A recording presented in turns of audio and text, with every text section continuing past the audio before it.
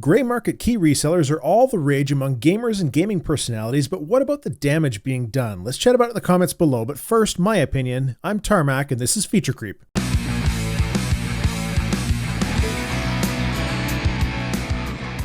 What is a gray market key reseller? It bridges the gap between white market and black market. You don't often hear the term white market, but it applies to a direct contracted storefront like Steam, where developers themselves put their own products up, and black market, the one everyone's familiar with, being specifically for either illegal goods or goods that have been acquired illegally. Gray market is somewhere in the middle.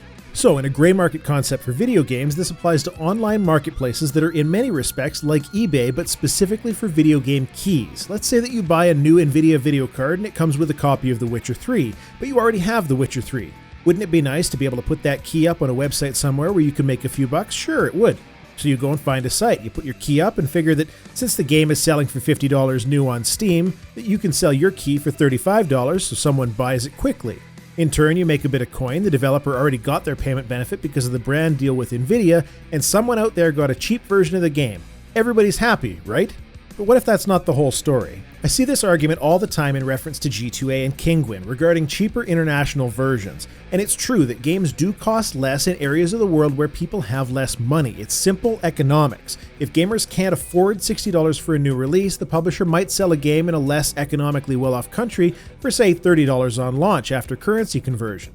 It's better than the gamers pirating the games and is standard business practice, and people will consistently argue that sellers who put up keys on sites like G2A and Kinguin operate on this basis.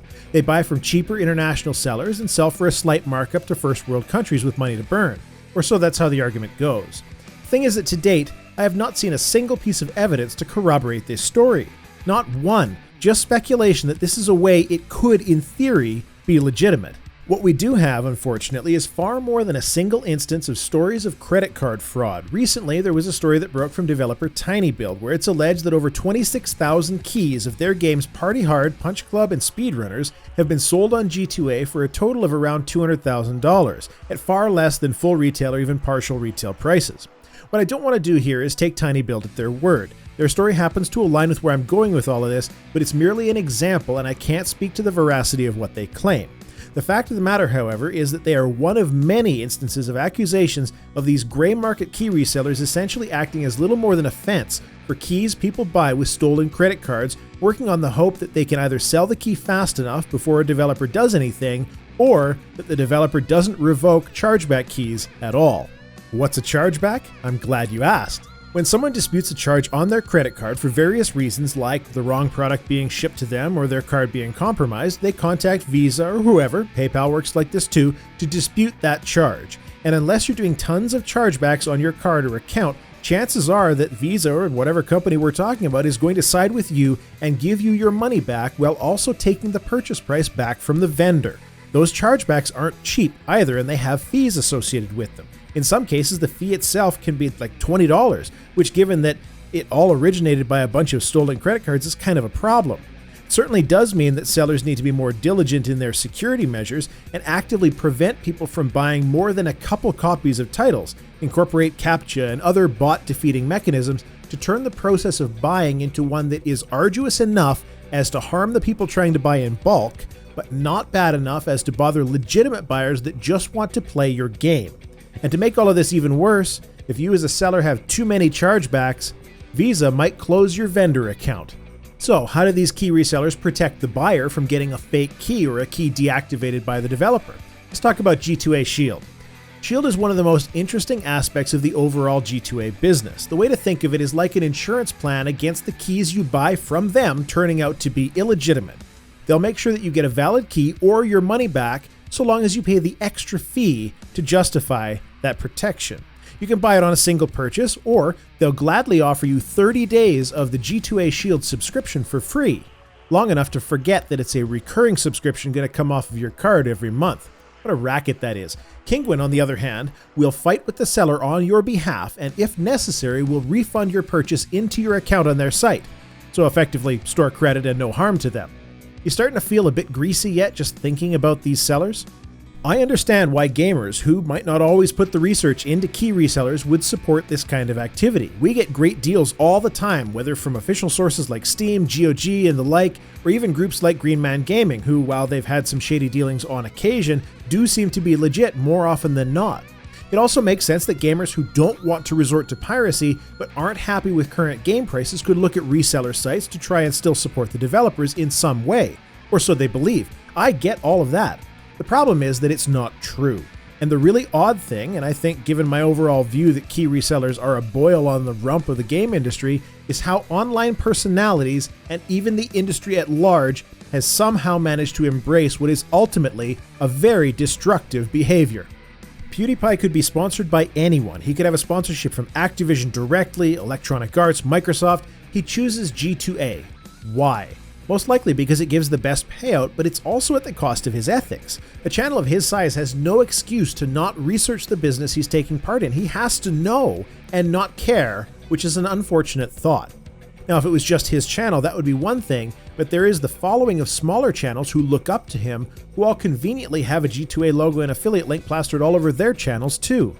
Streamers like Kriparian seem to have no problem with it. Same with Cloud9, TempoStorm, DreamHack, ESL, and plenty more in esports. On the studio side, we have Hi-Rez Studios, Beta Dwarf, and Wargaming.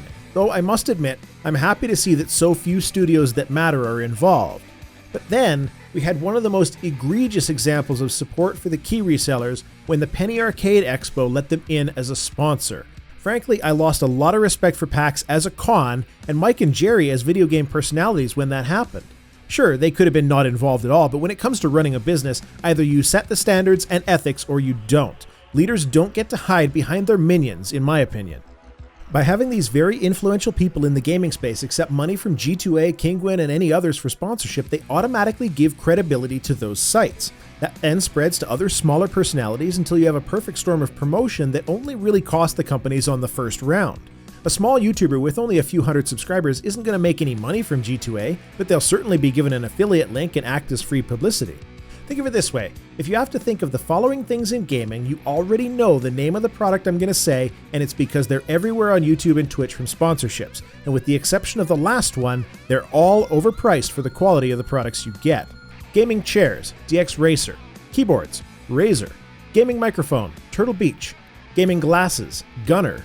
Cheap game keys, G2A.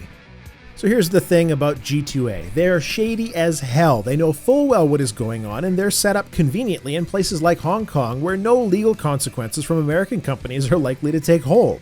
They don't actually make money from the selling price of the product either. They make money by having created their own payment system called G2Pay, which charges a transaction fee to the buyer on purchase. And of course there's a fee for the sellers withdrawing from their G2A wallet as well. This insulation from the purchase is similar to the extra fees you might see when buying a concert ticket from Ticketmaster, in that it's intentionally obfuscated from the user until the very end. All of this leaves us in a precarious position. That position does have some hope, but it requires that gamers get involved. It's clear that some of our favorite gaming personalities have chosen cash over ethical business opportunities when they have a G2A or Kinguin sponsorship logo on their channel. You as gamers can tell them that this is not okay. G2A does a fair bit of paid advertising by places like Google AdWords, but it's the gaming personalities with their click to support me links that are driving the real traffic and false credibility to these sites. When organizations like PAX allow industry-damaging businesses like G2A to sponsor their event, we as gamers need to let them know that this is not acceptable. They should know better, and at the end of it all, gamers themselves need to understand that when you buy a key from Kinguin or G2A or any other gray market key reseller, there's a really good chance that you're buying a key from which no money actually made it to the developer or publisher. Some gamers are buying these things thinking that it's better than piracy because at least they're paying for something. But with piracy, at least the devs don't have to pay the credit card companies for the chargebacks. This is the kind of issue where all of the power rests in gamers' hands. Either we sit back and do nothing, or we let our favorite video creators know that it's not okay. Let our favorite event know that we want them to stop and to make better buying decisions from sources that are legitimate, where we know for sure that money is getting back to the developers of our favorite games. To do anything else seems to me to be very short-sighted and leaving the game industry worse for it. Other than essentially petitioning gaming personalities, events, and gamers to stop paying attention to these sites, what else do you think can be done about this? Let's get some discussion going in the comments. Feature Creep is a regular show on this channel, and you get a money-back guarantee when subscribing here or following me on twitter.com/gnomecast. That's all I have to say. Tarmack out.